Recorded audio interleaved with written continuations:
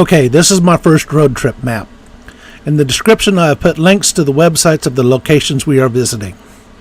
Additionally, I've created a Google map that has all the stops highlighted, and you can open it from your phone. I'm not going to put the times that each place is open. I don't want to accidentally mislead anyone, and you get there to find the place is closed. I say this because this has happened to me many times, but mostly when I wanted to try a new barbecue joint that I found on Yelp, but it wasn't marked as closed.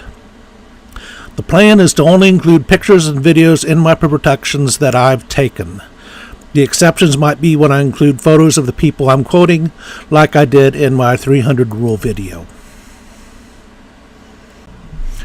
I have lived in Tulsa for 6 years of my life.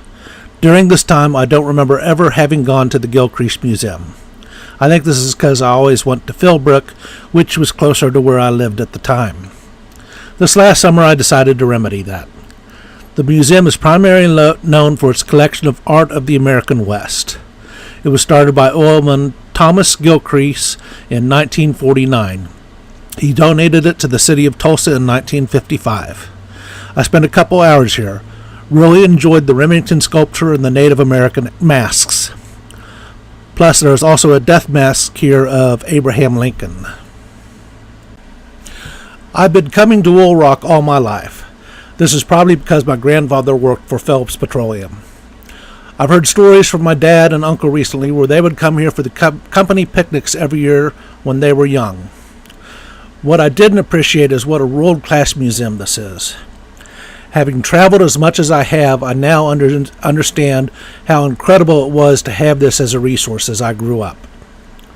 The lodge will probably disturb many people because of the amount of trophy animals it had on display. However, that was the sport of the time, and it is worth checking out. The rest of the museum is incredible with its artwork. There is also an extensive gun collection here. Frank Phillips first built what became the museum as a place to show off the plane that flew from California to Hawaii in 1927. It then expanded into a place to preserve the history of the West. A museum director was hired in 1938. Over the last 30 years, I've driven through Pawhuska many times. Actually, gotten drunk there a few times when I was young.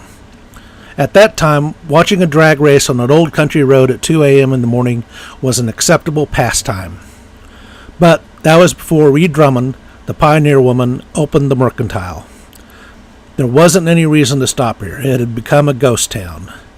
But now the restaurant can have up to 6,000 visitors a day.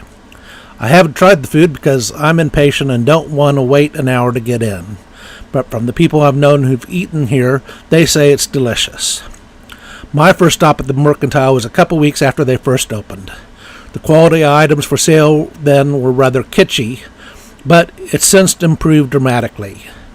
The triangle building in the middle of the town has been remodeled into the Frontier Hotel. It wasn't open the last time I went through town, but should be a wonderful place to rest for the night.